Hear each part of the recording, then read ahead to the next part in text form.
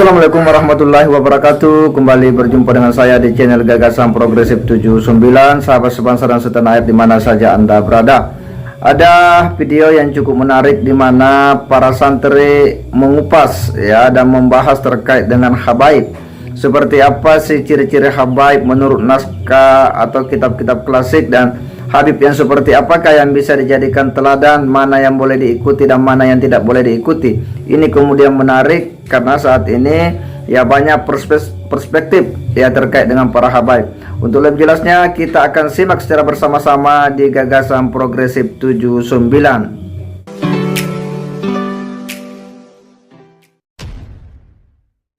Malam ini kita ngaji beberapa kitab dengan kajian tentang Habib. Oke. Jadi mohon maaf nih Gus. Jadi kan ada beberapa yang saya tanyakan. Oke. Biar saya kan orang awam nih tentang kehabiban. Kebetulan malam ini kumpul akang-akang santri lagi ngaji nih. Jadi gini Gus, mohon maaf nih sebelumnya Gus. Menurut Gus, pandangan para santri nih yang ada di Banten nih, Habib atau Juriyat Rasul, kalau secara lugat tuh seperti apa Gus? Mohon maaf nih Gus. Jadi Habib itu adalah sifat musyabahah dari ahabba. Jadi kalau di kamus Misbahul Munir itu ahabba artinya mencintai. Nah kemudian sifat musyabahahnya itu seperti yang dijelaskan di ini nih, kitab Misbahul Munir karya Al-Imam Al-Fayyumi. Isimnya atau sifat musyabahahnya itu adalah Habib. Mahbub, mahbub, Habib. Jadi mahbub orang yang dicintai. Habib itu sama artinya orang yang dicintai atau orang yang mencintai. Jadi ada dua makna di situ. Habib artinya orang yang mencintai dan dicintai atau dicintai ya, menurut bahasa. Nah, adapun menurut istilah, Seperti apa itu? Habib itu adalah seorang keturunan Rasulullah, seorang sayyid ya, yang dia itu memiliki keilmuan yang luas. Satu, yang kedua memiliki akhlakul karimah. Dua, yang ketiga memiliki ketakwaan. Ini ketakwaan tiga, dan yang keempat adalah dia itu menjadi panutan semua umat. Artinya sosok seorang Habib ini harus memiliki 4 kriteria tadi. Apa aja tuh? Tadi ilmu yang luas, akhlak yang baik, ketakwaan, dan menjadi panutan umat. Nah kalau tidak punya, berarti belum layak dong disebut sebagai Habib, tapi sebutannya adalah Sayyid atau Yek atau Y kalau di Jawa Timur itu, Itu atau Ayib. oh atau seperti Ayib. itu. Nah seperti itu. Kalau berdasarkan Al-Quran seperti apa itu? Oke, sebelum ke sana sedikit ya ada sejarah. Gimana tuh Gus?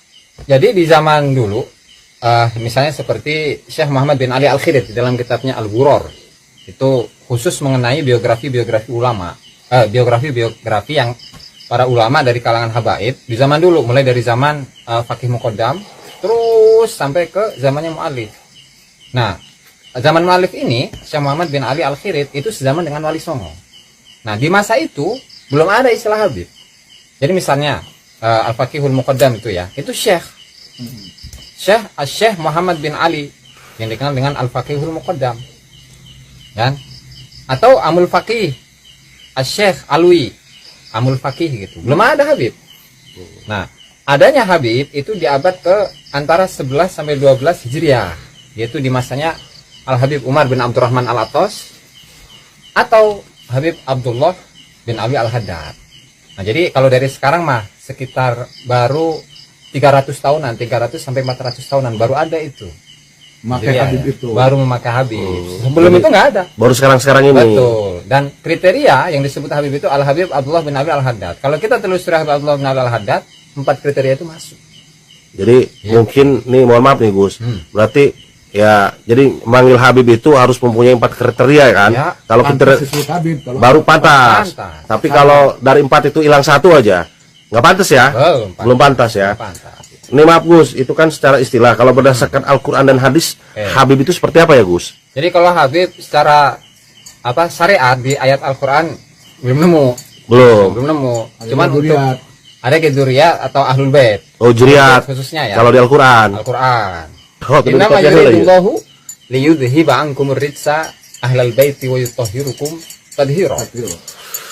Sungguhnya Allah Ta'ala itu ingin menghilangkan kotoran dari kalian semua, yaitu para ahlul bait, dan ingin mensucikan kalian semua dengan penyucian yang sangat.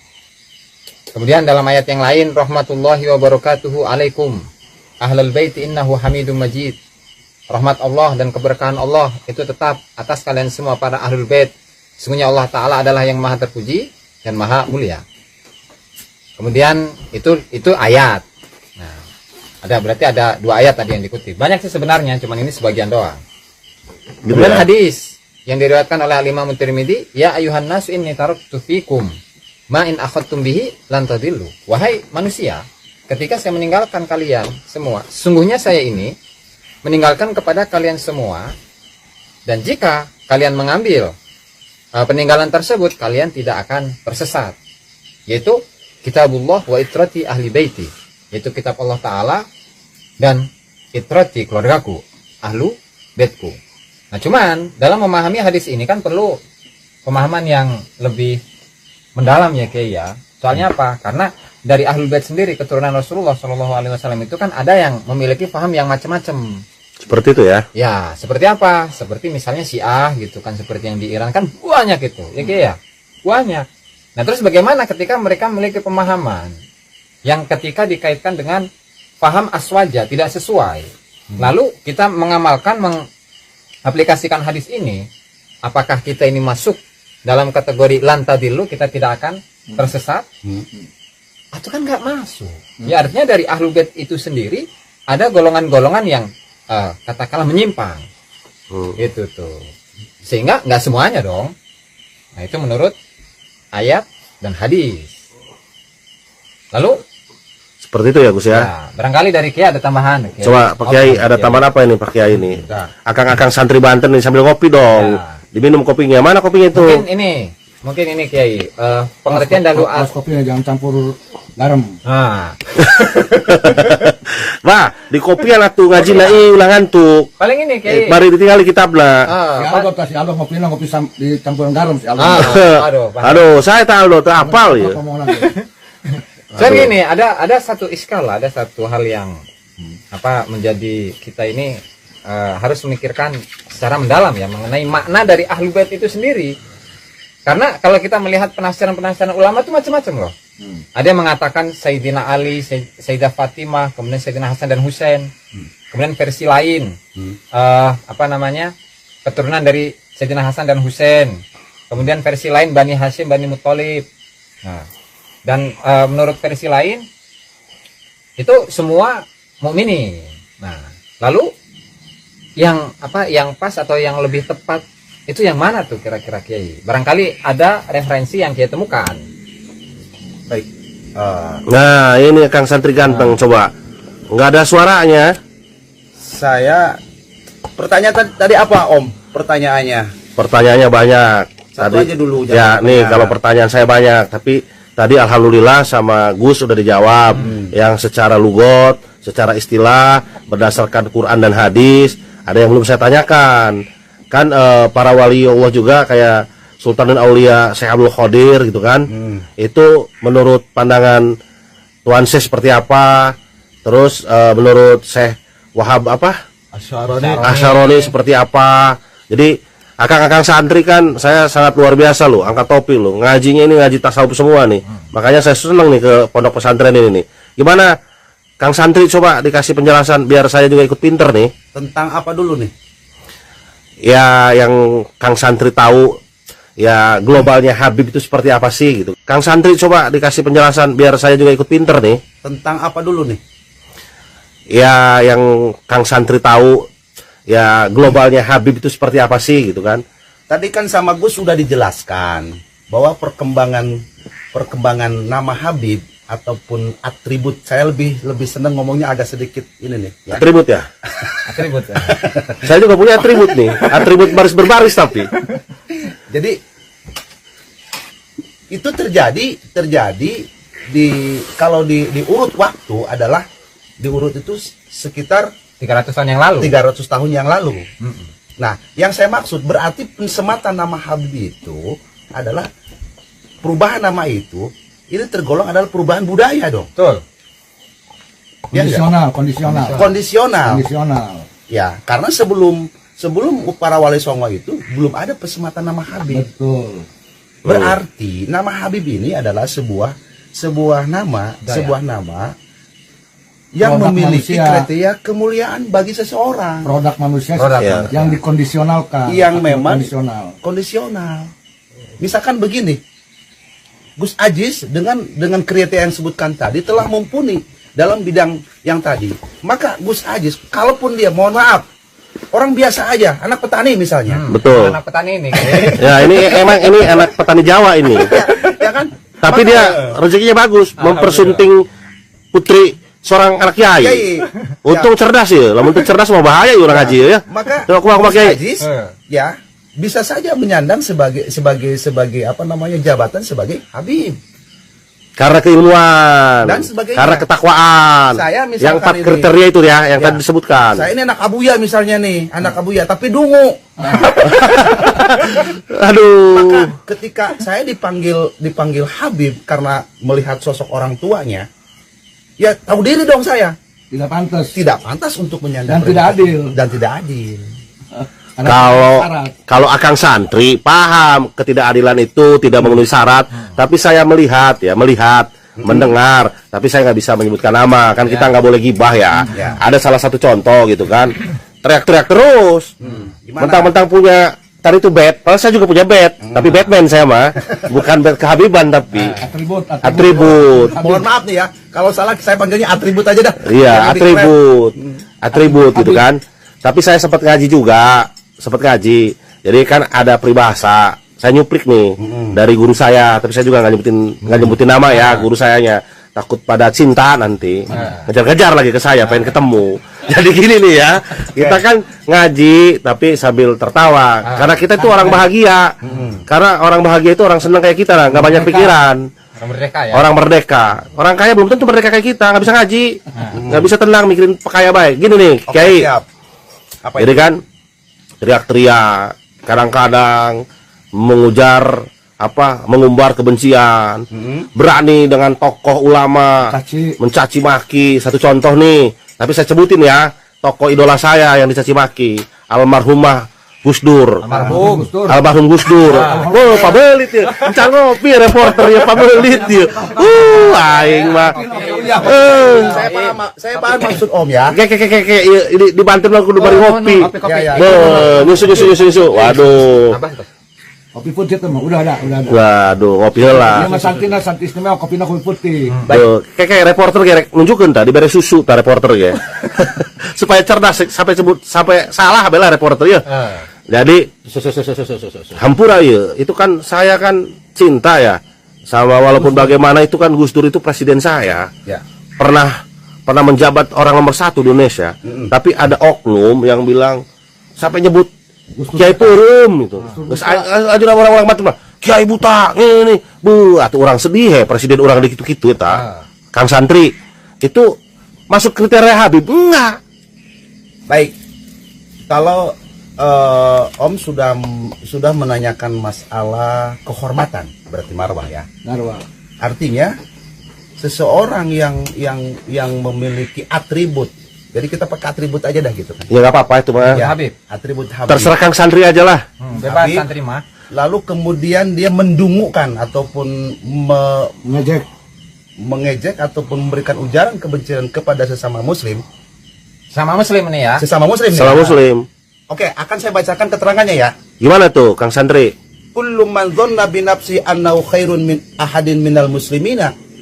Artinya begini, siapa saja yang menyangka dirinya lebih baik daripada yang lain, ya, bahwa jahilun makhdu, maka itu hakikatnya kendati pun Habib dia itu orang dungu. Waduh. Jahil makdu.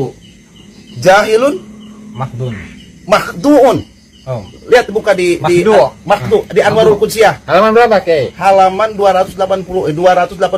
Gus. 82. Gus. Karena merasa lebih mulia daripada orang lain. Lebih mulia daripada orang lain. Jangan panggil kiai katanya. Oh ya lupa. Nanti Akang ada- santri. Saya jadi dungu nanti. Iya. Jadi kalau Pak Kiai dipanggil kiai, saya nggak disematkan kiai, santri. Saya jadi dungu nanti. akan Saya belum santri. selesai nih ya. Ah, lanjut. Takut ini dianggap sebuah ujaran kebencian saya terhadap komunitas para habaib. Mohon maaf. saya bukan tipikal orang yang begitu, tapi ini saya Yang objektif, berdasarkan objektif. referensi. Objektif ya. Objektif. Objektif. Sekali lagi saya bacakan.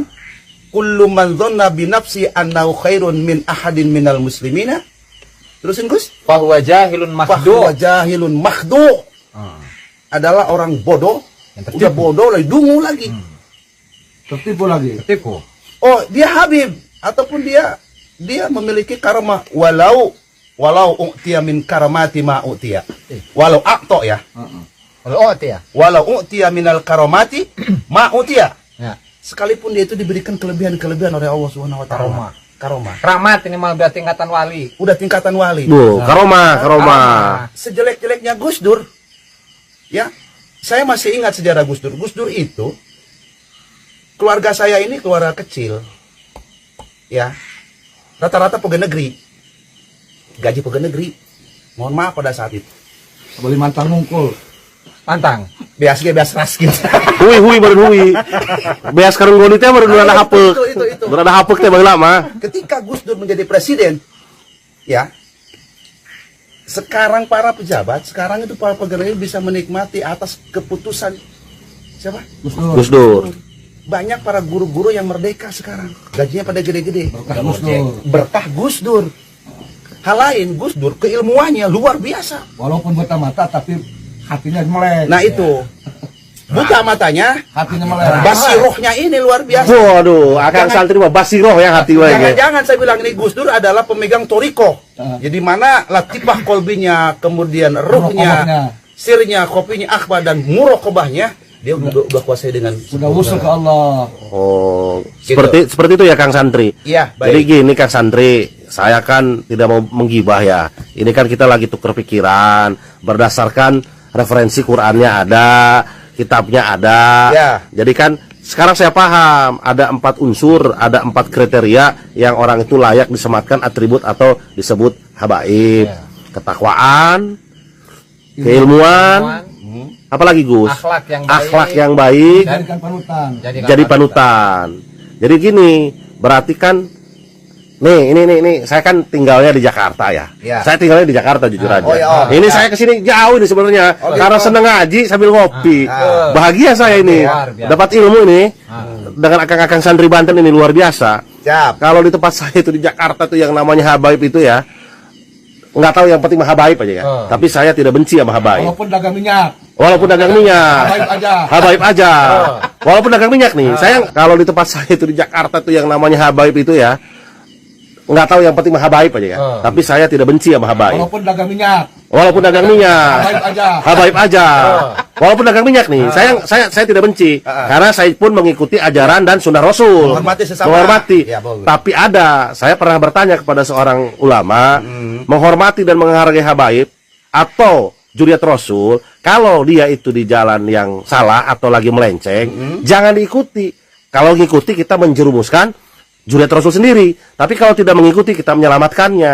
Nah, di Jakarta ini ngerti pokoknya merek menceng rek naon dibulak-balik banyak tukang minyak ya. Cium tangan. Cium tangan. Nah, yang padahal sepengetahuan saya juga kan darah Banten nih, lahir di Banten. Ada oknum Habib yang homer. Waduh, ada juga. Cium tangan aja. Balik. Nah, walaupun itu apa namanya? Berarti Akang asalnya dari Banten juga ya? Atuh di Banten kula mah. Bagus bukan tuh bagus. Itu bagus bukan? Justru saya mau bertanya, tuh bagus itu, kalau nggak salah cerita nenek moyang saya zaman dulu, cerita. Iya, cerita. Ini Karena kan bagus tuh ya. itu bagus ya, Oh, ya, oke, cerita bagus nenek dulu. moyang saya. Kalau salah ya tolong diluruskan. Baik, siap. Manusia kan tidak lepas daripada salah dan dosa ya. Karena kita kan ini belajar nih, Iya. diskus ya, Diskus. bukan debat ya. Bukan. Kalau menurut nenek moyang saya itu tuh bagus itu adalah zuriat Rasul juga. Tapi saya nggak tahu sejarahnya. Karena kita itu anak turunan Sultanin Aulia Syekh apa namanya? Maulana Hasanuddin. Maulana Hasanuddin. Ya wali, Ya raja. ya raja. Berarti Nasabnya Sultan Maulana Hasanuddin kata nenek moyang saya itu ke Syarif. Nabiullah SAW, ke Nabi Muhammad. Kenapa kalau yang di Jakarta betul bagus tuh kehormatan, kehormatan baik-baik. Bukan cemburu, bukan. Iya. Apa karena ketidakpahaman, Iya. apa karena ketidakmengertian? Makanya saya bertanya. Sekedar motong ya. Oh, siap, siap. Jadi berbicara pengalaman ya. Ini kan alhamdulillah saya ini kuliah di Yaman dari tahun 2008. Bagus kuliahnya di mana? Di Yaman, Universitas Al-Ahqaf. Luar biasa kuliah di Yaman. Senang saya dengarnya nih. Terus. Nah, di sana itu kan tempatnya baik tuh ya. Tapi nggak kayak di Indonesia. Oh. Kalau di Indonesia mah ya, meskipun tukang sapu, tukang Tukang minyak, Habis cium aja. bolak-balik. Keluar Ya kan? diskotik, cium tangan aja. Sampai keluar diskotik pun cium tangan. Di Bogor tukang cukur kudu cium tangan. Di puncak tuh banyak. Itu di sini ya. Iya, Tapi iya, kalau iya, di iya. sana itu, Gimana kalau di Yaman kalau di itu? sana itu ada yang tukang ngepel, ada yang tukang sapu, ya kan? Mm-mm. Itu dari marga Assegaf ada, Al-Idrus, Al-Haddad, bin Syahab dan seterusnya. Dan Biasa tidak dipanggil baik. Habib. Dipanggil Habib, cuman penghormatan doang, hormat doang. Cuman nggak sampai cium tangan gini, enggak. Kenapa? Ya karena nggak punya ilmu. Nah, kalau ini saya bisa bicara potret. Ini potret kehidupan keseharian di Yaman. Patut disebut potret. Jangan yang kayak kemarin. Potret. Bukti dah baik aing bagi akang santri tah nyusu dia potret mesin kumaha bagi ya. Ih ngaco. Potret. Solo potret warga negara Indonesia. Itu. Orang Indonesia kaya-kaya, orang Indonesia mah berilmu. Nah, mangga silakan Kiai. Coba dilanjutkan. Udah ngopi. Siap, udah. Ba, ulang kamu baik. Kopi kita belah dibuka. Ini Gus Aziz membuka apa laduni saya akhirnya nih. Waduh, gimana tuh? Ya. Silakan buka di kitab Zalaul Khotir. Jadi bukan buka bon hutan, bukan ya. Bukan. Di kitab Zalaul Khotir halaman 42, Gus. Oh ya, siap. Ya. Man aluka ya Muhammad. Siapakah keluargamu wahai Muhammad? Ya. Kullu taqiyin min ali Muhammad. Yang dikatakan keluarga Muhammad. Ya, yang dikatakan keluarga Muhammad itu adalah orang-orang yang takwa. Ya. La ta'tini bi aqdami nasabik bal, ya. Janganlah kau datang kepadamu dengan langkah-langkah nasabmu. Iya. Bertabak. Bertabak tuh. Bertabak. Ulang Kiai, akang. Bal i'tini bi aqdami taqwa. Hmm. Tapi silahkan kalian ya bahasa ininya mengklaim sebagai apa namanya? Sebagai keluarga Rasul, tapi ingat langkah-langkahmu sudah takwa belum? Gitu kan? Kun akilan. Ini lebih ini lagi, lebih apa? Lebih apa tuh? Lebih tangkik gitu kan, lebih dalam ini. Kun akilan, jadilah kamu orang yang berakal, Spesifik. orang yang cerdas gitu kan. Jadi kalau orang berakhlak pasti beradab ya. Ya, bima yaqau biyadika ma indallahi bimujarradin nasab hasbu. Artinya baru susurian heula ieu. Rasa pieu santri Banten mah kieu lah. Ngajina lah. artinya orang yang cerdas ini adalah orang yang mana di dalam dirinya itu ma indallahi bimujarradin nasabi hasbu, tidak mengklaim dirinya itu adalah karena memiliki keturunan yang baik. Tidak menjadikan nasab sebuah kemuliaan mutlak. Tidak menjadikan nasab itu menjadi sebuah kemuliaan yang mutlak. Ya, yang akan saya sebut tadi. Ya. Hatta yasihalaka nasabut taqwa. Sehingga orang itu sah, soheh, ya, ketika memiliki nasabiah ketakwaan sebagaimana tadi yang disampaikan tadi. Kalau saja Gus mengalami kuliah di sana, di Yaman, Habib itu ada yang apa tadi Gus? Ngepel, nyapu, ojek, dan mereka biasa-biasa aja. Kenapa di Indonesia harus dihormat cium tangan bolak-balik? Mohon maaf, orang Banten lebih mulia. Alhamdulillah. Orang Banten lebih mulia. Saya ada tuh bagus. Seneng saya nih. Ratu lebih mulia. Ya. Tuh bagus, ratu berarti mulia dong. Dan saya sepaham dengan apa yang disampaikan oleh Buya Cidahu. Ya. Bagaimana tuh Buya Cidahu bicaranya itu? Apa coba? Mau tahu saya nih. Paham Buya Cidahu yang saya tahu ketika saya lihat di YouTube-nya, memang keras tapi mendidik. Keras tapi mendidik. Habib tidak boleh masuk ke Banten kecuali dikir 10.000 dan baca qul 10.000. Seakan dalam